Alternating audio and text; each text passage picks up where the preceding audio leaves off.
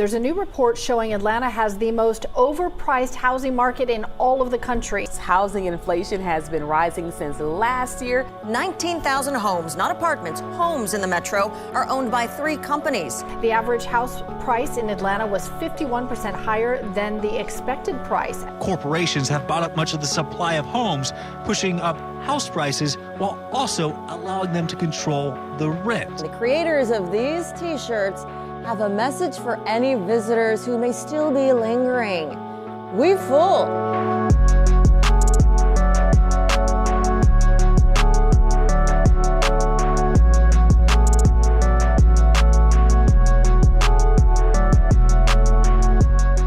It's time to answer the age-old question. Is Atlanta full? Well, from behind the windshield, it starts to look pretty full. Just look at this. This is awful. The truth is, Atlanta is one of the lowest density cities in the entire United States. The Atlanta metro boomed after the advent of the car and car-centric suburban development, leading to 67% of the entire Atlanta region being devoted strictly to single-family zoning. In today's video, we're going to be exploring how low-density development contributes to an expensive city, and why Atlanta actually might not be that full after all.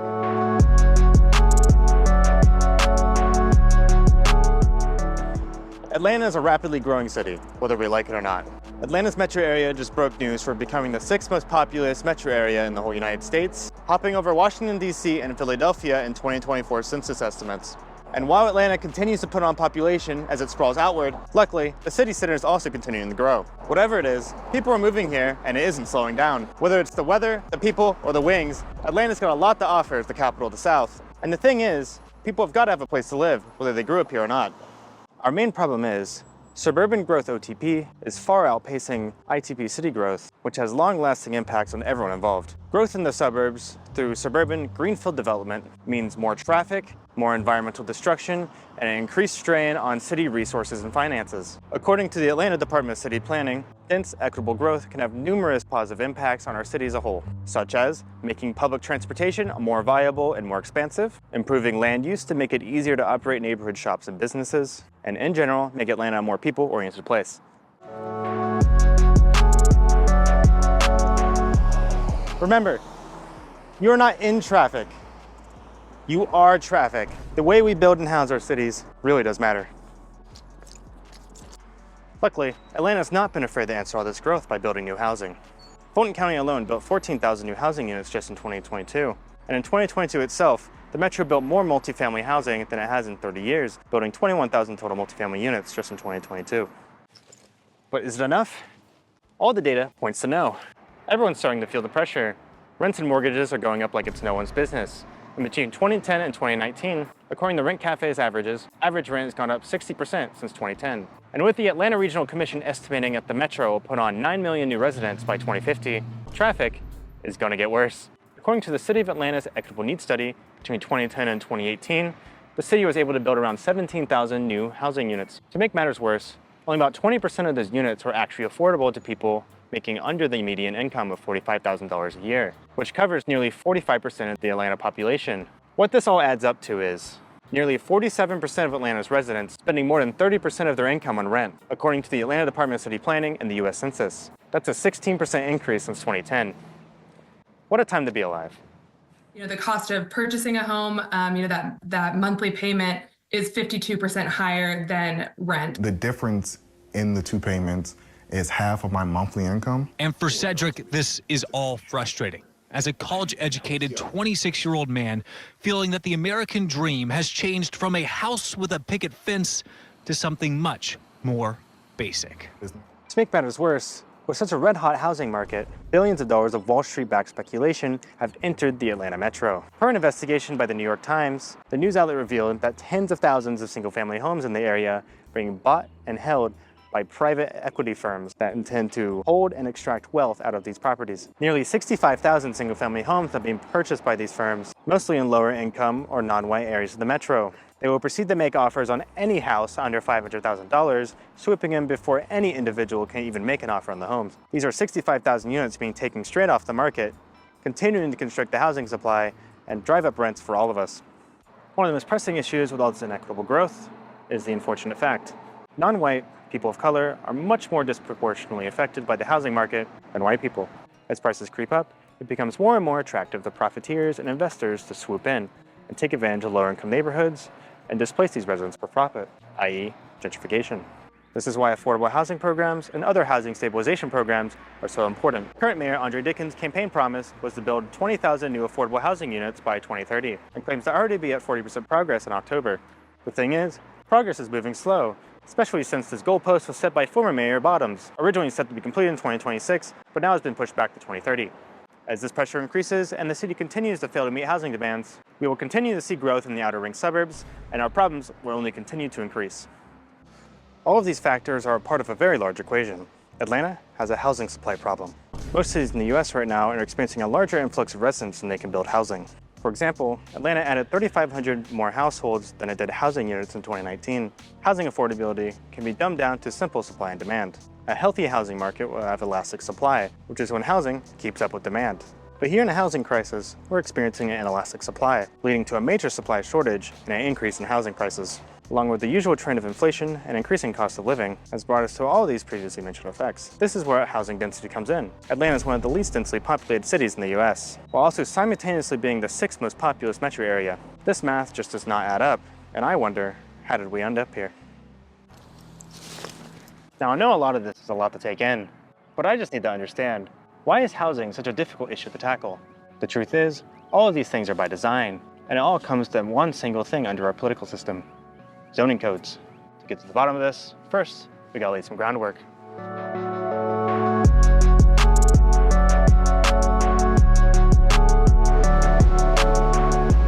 Zoning codes have had an intense effect on the way our cities are being built. Before zoning codes, cities were actually quite organic. If you owned a piece of land, you could build whatever you wanted on it. You could build a shop on the ground level and then build your apartment right above it. However, as industrialization came along, early United States city planners realized that maybe building factories right next to homes wasn't the best idea. So single-use zoning was born. In effect, single-use zoning separated our uses on different parcels of land. Say, residential on one, commercial on another, industrial on another. These zoning codes eventually became to be extremely complicated in the modern world, restricting things such as density or parking requirements or so much more. Older blocks such as these in downtowns across the US were grandfathered into their local zoning codes. However, in effect, this basically made these types of buildings illegal in the modern world. Zoning is also created as a means of segregation, used to lock in wealthy, white, single-family neighborhoods from lower-income, higher-density neighborhoods. The first zoning code in Atlanta is very explicit in the separation. R1 white districts for single-family white homes, and R2 colored districts for multifamily homes. After a Supreme Court ruling in 1917, these zoning codes were renamed the R1 dwelling houses and R2 apartment houses. This set the foundation for today's historical single-family neighborhoods. However, this wasn't the end of it. After World War II, the federal government was giving out housing loans in order to incentivize single-family home ownership and the American dream. Non-white and immigrant neighborhoods were redlined to prevent these neighborhoods from being able to apply for these single-family housing loans, which prevented many non-white families from being able to participate in the American dream. Per the University of Richmond's Mapping Inequality, this language was very explicit, often marking neighborhoods as hazardous, and literally citing immigrant or black populations as major remarks alongside traffic and crime. Unsurprisingly, many of these redline neighborhoods became eventual targets for urban renewal. And by now, most have been razed for public projects such as the connector in the urban freeway system, Freedom Parkway and the Carter Center, the Georgia Dome, and the Fulton County Stadium. Today, 86% of these redline neighborhoods no longer exist or are still predominantly low income. Atlanta's redline neighborhoods also fared much worse than the national average at 64%. The net effect of all this R1 and R2 zoning is the loss of so-called missing middle housing, or housing that exists between the two extremes, the high-density apartment building and the single-family house. For example, since 1950, we've effectively lost half of our housing stock between 2 to 4 families, dropping from 20% to just a mere 10%. What's interesting is that most Americans might not even realize that there are other types of housing available. So the missing middle is exactly what it sounds like, the missing middle in between these two extremes of housing. For example, townhomes and row houses can bring a single-family house-like feeling to a much more compact orientation, or even duplexes, or triplexes, or quadplexes. It can even get denser too, like courtyard apartments or low-rise apartments offer gentle density without being too intense. This house behind me was known as the Atlanta Quadplex. It featured 4 rooms. It was at an affordable price of $4,447, and any property owner could go to Sears and build a 4-unit apartment building on their property. But today, it's practically illegal to build any type of multi-family property without getting special zoning regulations changed.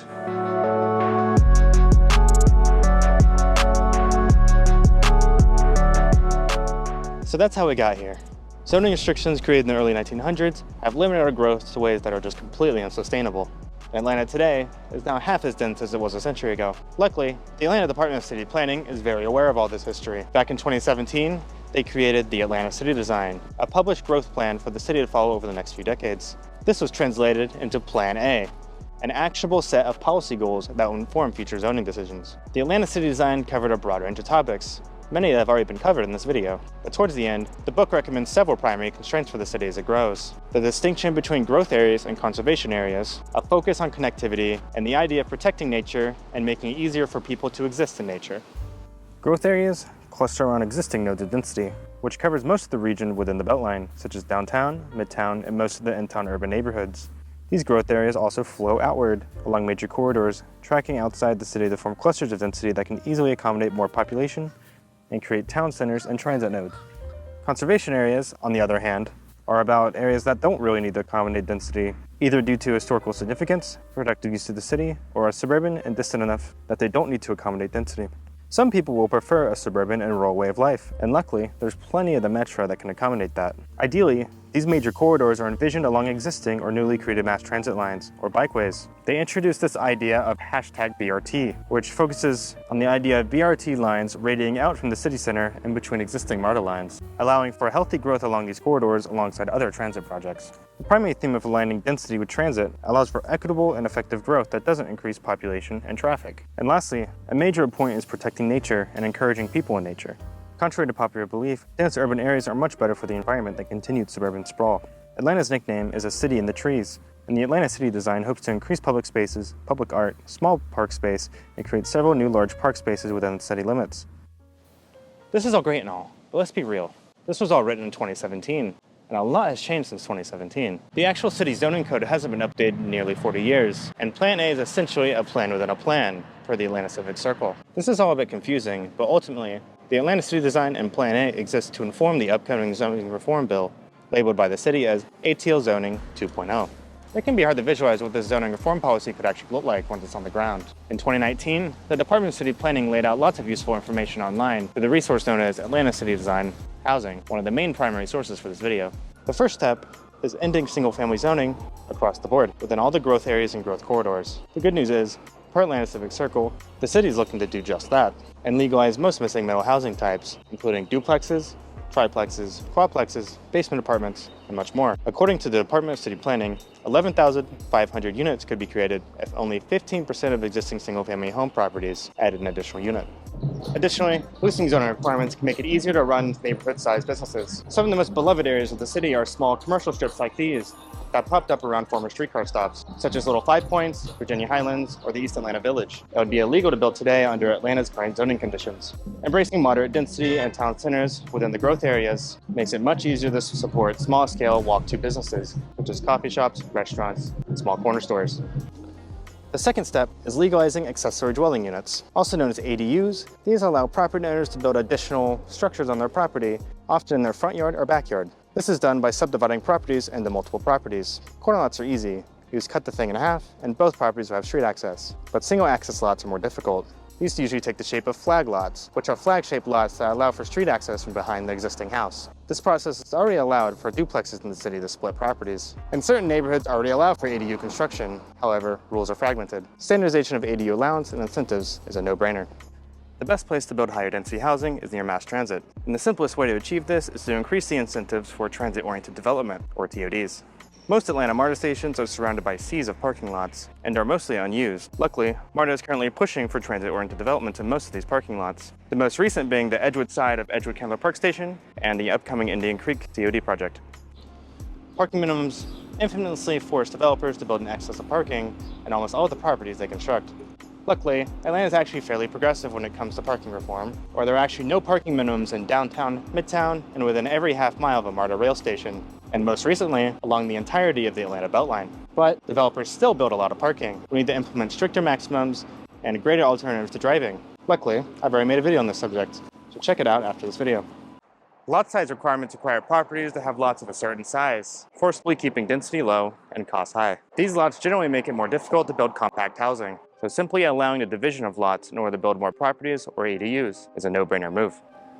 Atlanta is still very much a tale of two cities, and affordable housing is one of the best ways to combat this. Georgia state law forbids any kind of rent control within the state, so the best the city of Atlanta can do is incentivize new housing units, either through tax credits or other types of incentives. For example, the Atlanta Beltline uses its tax allocation district in order to incentivize the percentage of housing units to be affordable. The Department of City Planning also recommends that we expand the urban enterprise zone. This program, created in the 1980s, incentivizes 20% of housing units in construction to be affordable for up to 10 years within a new construction. This program is outdated and only applies to certain low-income zones of the city and could be expanded citywide. Currently, affordable housing distribution is unequally distributed, and this program could create a more equitable distribution of affordable housing units throughout the city.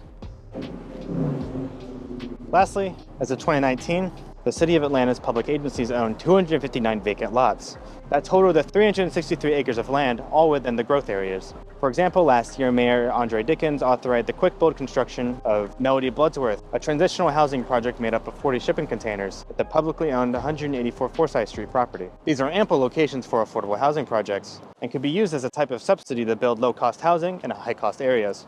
So the ultimate takeaway of ATL Zoning 2.0 is that it'll make it easier to build housing, which will allow housing construction to match demand and make it more affordable for everyone.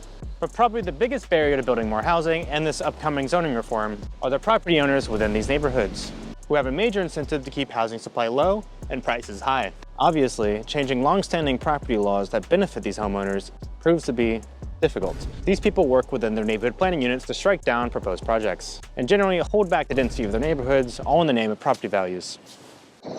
These people are called NIMBYs, which stands for Not in My Backyard. We can see a great example of this right here in Little 5 Points. Behind me, in this never-used parking lot, a 501 mixed-use apartment building was proposed and was quickly shut down by Kendall Park residents. It's fine. I actually prefer the neighborhood character of this parking lot with a Figo food truck in the middle. State law requires all Georgia cities to update their comprehensive design plans every 5 years, which includes Atlanta. So now, the city is working on the 5-year update to Plan A, which is now being referred to as the Comprehensive Development Plan, or the CDP. Luckily, now is a fantastic time to get involved, as the city is currently in the first round of workshopping and pop-up events. This CDP and Plan A is one of the primary references for the upcoming zoning reform bill, ATL Zoning 2.0. This means that Plan A is one of the best places for you to have an impact. I'll put several of the upcoming pop-ups happening on screen right now. There are also online surveys the city is conducting to engage remotely, available at atlantaforall.com. Another great option is to get involved with the local neighborhood planning unit, or NPU, which are extremely influential in the local political process and zoning approvals. There are usually monthly meetings for these, and they're a great way to fight for urban amenities and missing middle housing in your neighborhood. Almost all cities have some sort of political process like this that allows you to make your voice heard.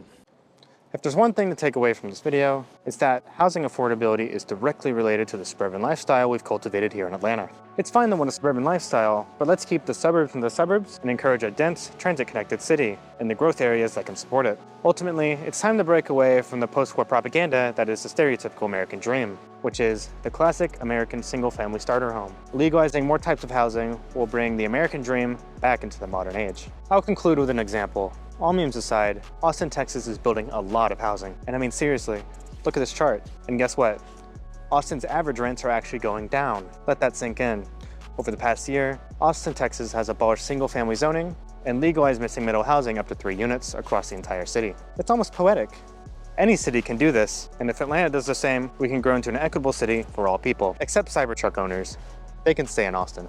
Big thank you to the Department of City Planning for majorly informing this video. If you're interested in Plan A or ATL Zoning 2.0, please see atlantaforall.com or atlzoning.com. Thank you guys for watching, and I'll see y'all next time. See ya.